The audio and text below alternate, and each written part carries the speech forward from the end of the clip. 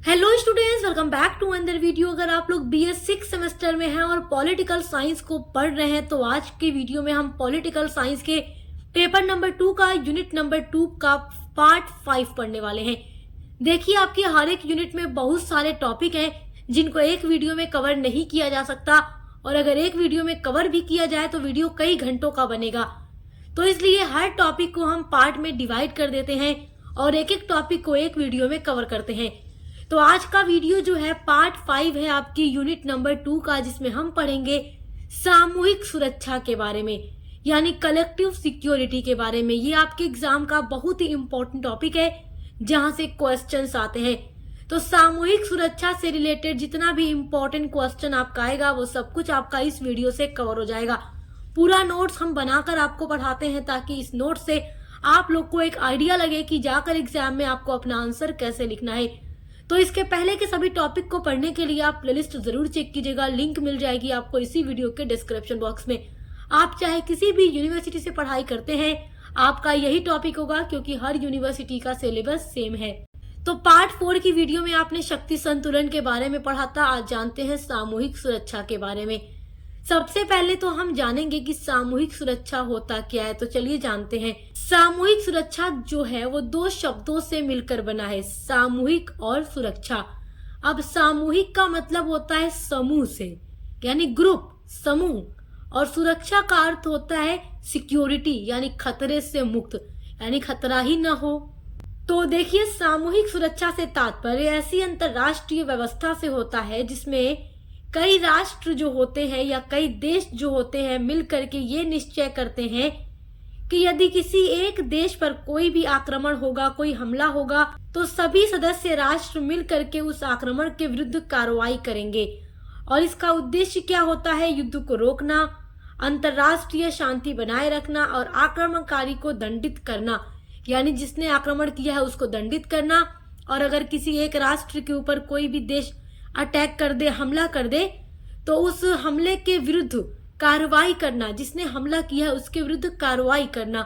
तो वही सामूहिक सुरक्षा है। आइए अब इसके बारे में डिटेल में पढ़ते हैं, जैसे जाकर आपको अपने एग्जाम में पूरा आंसर लिखना है। वैसे जितना कुछ अभी मैंने आपको बताया है उससे तो आप ये समझ ही गए होंगे कि सामूहिक सुरक्षा क्या है, कलेक्टिव सिक्योरिटी क्या है।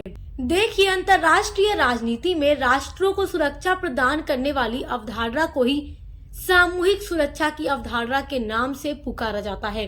सामूहिक सुरक्षा जो है शांति को कायम रखने और युद्ध का प्रतिकार करने का तरीका होता है। सामूहिक सुरक्षा जो है अंतरराष्ट्रीय राजनीति में शक्ति प्रबंधन का एक आधुनिक साधन या उपकरण है जो अंतरराष्ट्रीय राजनीति में शांति स्थापित करने के लिए और आक्रमण को रोकने के लिए एक साधन होता है, और एक साधन के रूप में ये अपना विशेष महत्व रखता है। क्योंकि जो सामूहिक सुरक्षा है ये एक ऐसी व्यवस्था होती है जिसमें कई देश मिलकर आपसी समझौते के तहत एक दूसरे की सुरक्षा का दायित्व लेते हैं कि यदि किसी भी राष्ट्र के ऊपर कोई राष्ट्र अटैक कर दे, हमला कर दे, तो हम सब मिलकर तुम्हारा साथ देंगे और तुम्हारे ऊपर हमला करने वाले के साथ कार्रवाई करेंगे और युद्ध को रोकेंगे। और यदि किसी एक देश पर कोई आक्रमण हो जाता है तो उसे सभी सदस्य देशों पर आक्रमण माना जाता है और सभी देश मिलकर उस आक्रमण के विरुद्ध कार्रवाई करते हैं। और इसका मेन उद्देश्य क्या होता है कि युद्ध को रोकना और विश्व स्तर पर शांति को बनाए रखना और आक्रमण करने वाले को दंडित करना। तो आई होप कि सामूहिक सुरक्षा आप समझ रहे होंगे कि क्या होता है। आइए देखते हैं कि एग्जाम में जब आपसे क्वेश्चन पूछेगा सामूहिक सुरक्षा का अर्थ क्या है तो आप किस तरीके से लिखेंगे। आप हेडिंग डाल दीजिएगा सामूहिक सुरक्षा का अर्थ और लिखिएगा कि अंतरराष्ट्रीय राजनीति में सामूहिक सुरक्षा शब्द का मूल अर्थ है कि इस व्यवस्था के अंतर्गत एक से अधिक राष्ट्र सामूहिक रूप से मिलकर के, यानी एक रूप में होकर, एक ग्रुप बना करके सामूहिक रूप से मिलकर के किसी संभावित आक्रमण का विरोध करने के लिए तत्पर हो जाते हैं, तैयार हो जाते हैं। और सामूहिक सुरक्षा के आधार के रूप में यह मान्यता कार्य करती है कि उनमें किसी राष्ट्र के ऊपर होने वाला जो आक्रमण होगा वो सभी राष्ट्रों पर किया गया आक्रमण माना जाएगा। यानी कि कई सारे देश ने मिलकर ये तय कर लिया कि किसी के ऊपर भी अगर कोई और राष्ट्र हमला कर देगा तो एक के ऊपर किया हुआ हमला हम सब के ऊपर का हमला माना जाएगा, कि हम सब के ऊपर हमला हुआ है और हम सब मिलकर उसके खिलाफ कार्रवाई करेंगे। तो एक राष्ट्र के ऊपर होने वाले आक्रमण सभी राष्ट्र के ऊपर किया गया आक्रमण माना जाएगा और सभी राष्ट्र जो है सामूहिक रूप से संगठित होकर एकजुट होकर उस आक्रमण का मुकाबला करेंगे, तो वही सामूहिक सुरक्षा होती है।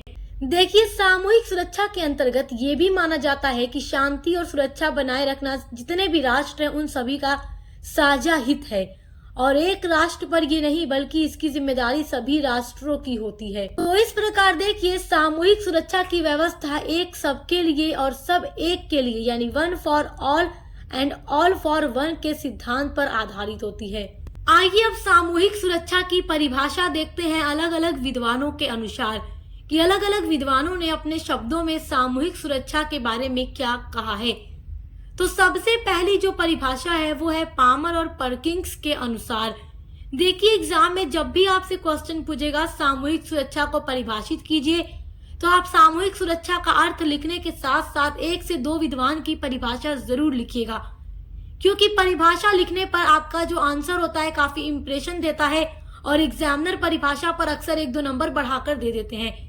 तो परिभाषा याद रखिएगा। देखिए, यहाँ पर आपके लिए ही हमने परिभाषा नोट की है। तो देखते हैं पामर और परकिंस अपने शब्दों में क्या कहते हैं।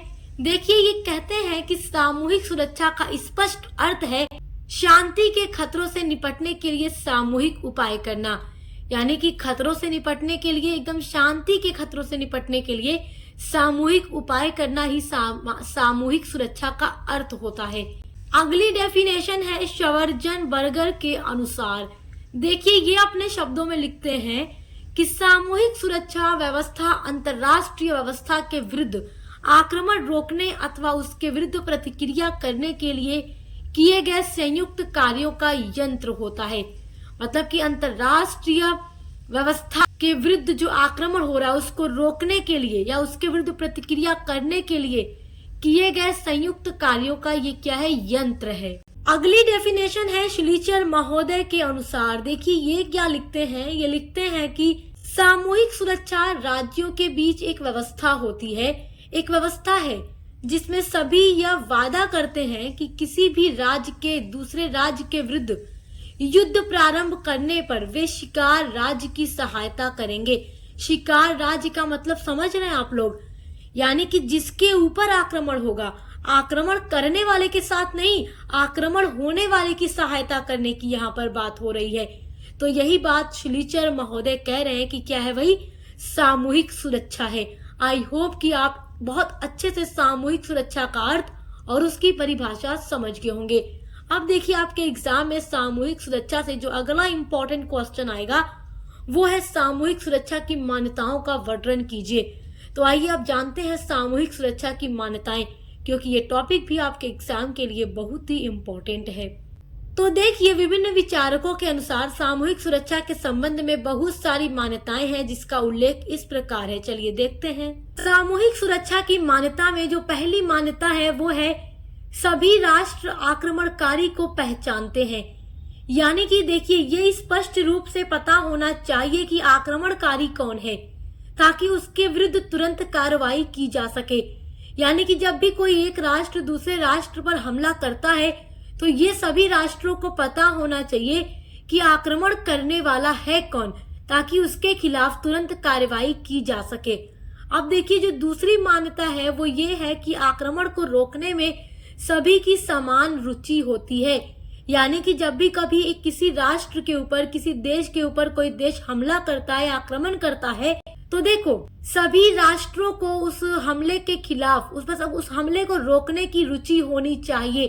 क्योंकि बहुत सारे राष्ट्र ऐसे होते हैं वो ये नहीं सोचते कि मतलब किसी के ऊपर अगर आक्रमण हो रहा है तो आक्रमणकर्ता जो आक्रमण कर रहा है उसके खिलाफ कार्रवाई की जाए।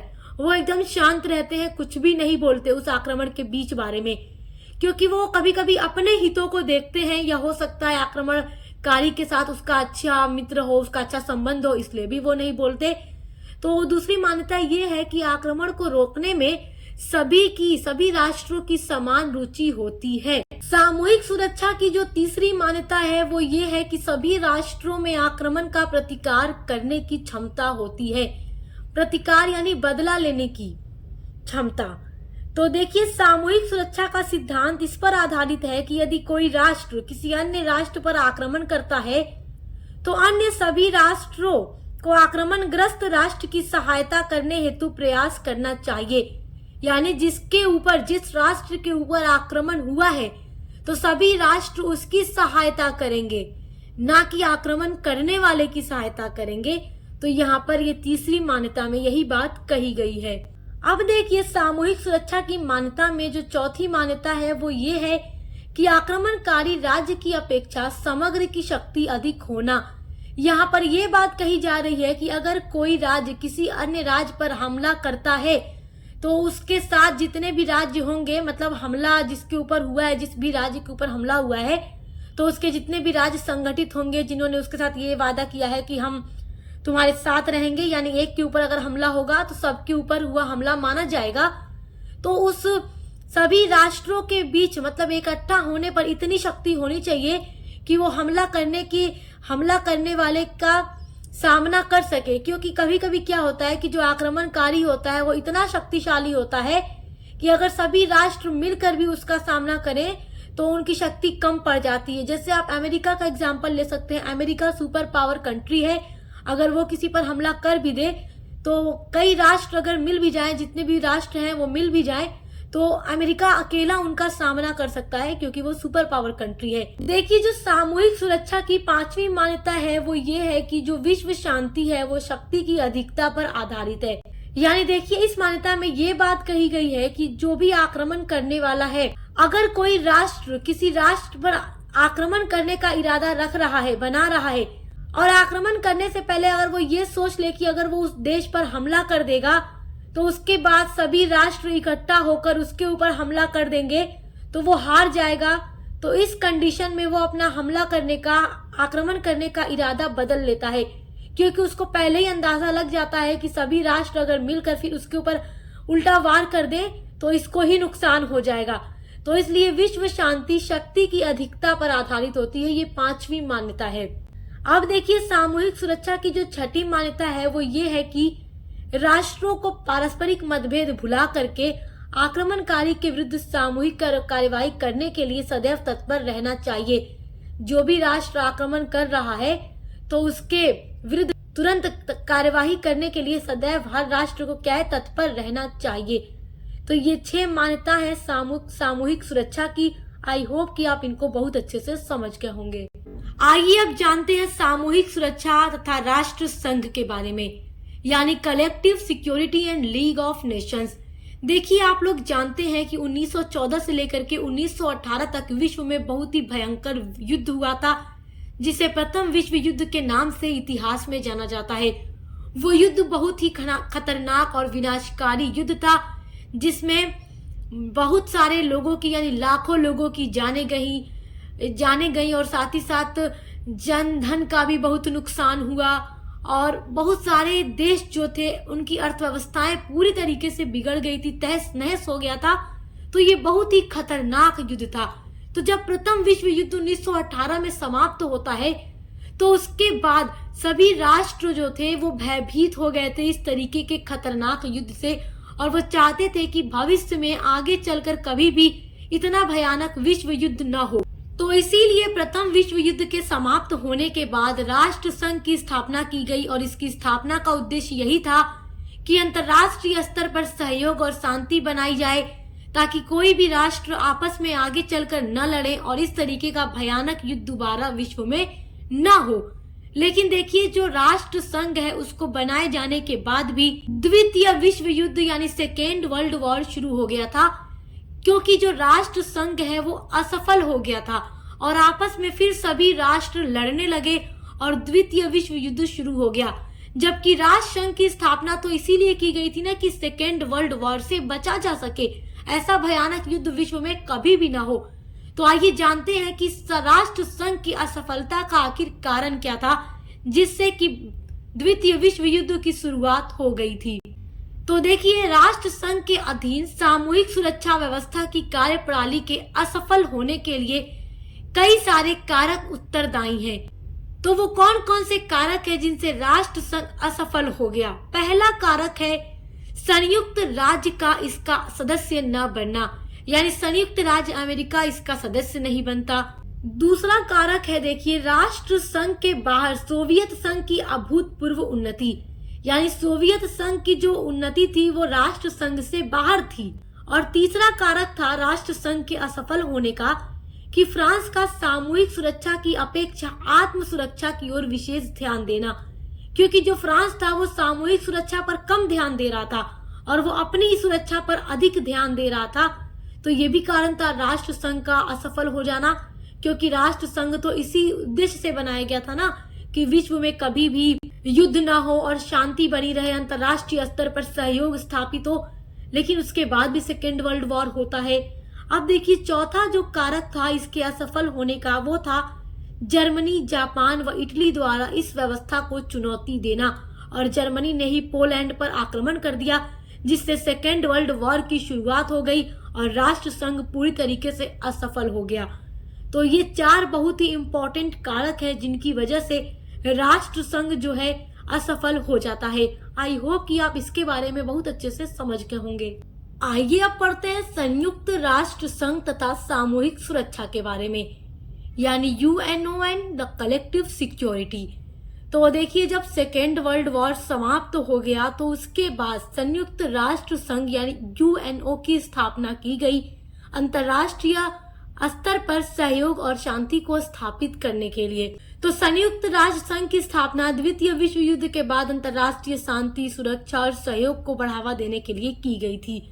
और संयुक्त राष्ट्र संघ का जो चार्टर है उसके चार्टर के अध्याय 7 में अनुच्छेद 39 से लेकर 51 तक सामूहिक सुरक्षा व्यवस्था का पूरा प्रावधान किया गया है। तो आई होप कि आज का जो टॉपिक है आप इसको बहुत अच्छे से समझ गए होंगे कि सामूहिक सुरक्षा क्या है, इसका अर्थ, इसकी परिभाषा, इसकी मान्यता, और राष्ट्र संघ और संयुक्त राष्ट्र संघ, इन सभी के बारे में आप समझ गए होंगे। और देखिए आपकी एक सीक्वेंस में लगातार क्लासेस आ रही हैं हर एक टॉपिक पर, तो आप चैनल को सब्सक्राइब जरूर कीजिएगा। आपको पॉलिटिकल साइंस के पेपर 1, पेपर 2 पूरी क्लासेस देखने को मिलेंगी। और पॉलिटिकल साइंस के अलावा आप अदर कोई सब्जेक्ट पढ़ते हैं तो उसके भी पेपर 1 एंड पेपर 2 की पूरी क्लासेस चल रही हैं। और एग्जाम की तैयारी करने के लिए आपको मॉडल पेपर, महासंग्राम क्लासेस भी प्रोवाइड किया जाता है। तो अच्छे से पढ़ाई करते रहिए। Best of luck. अब मिलते हैं अगली वीडियो के साथ।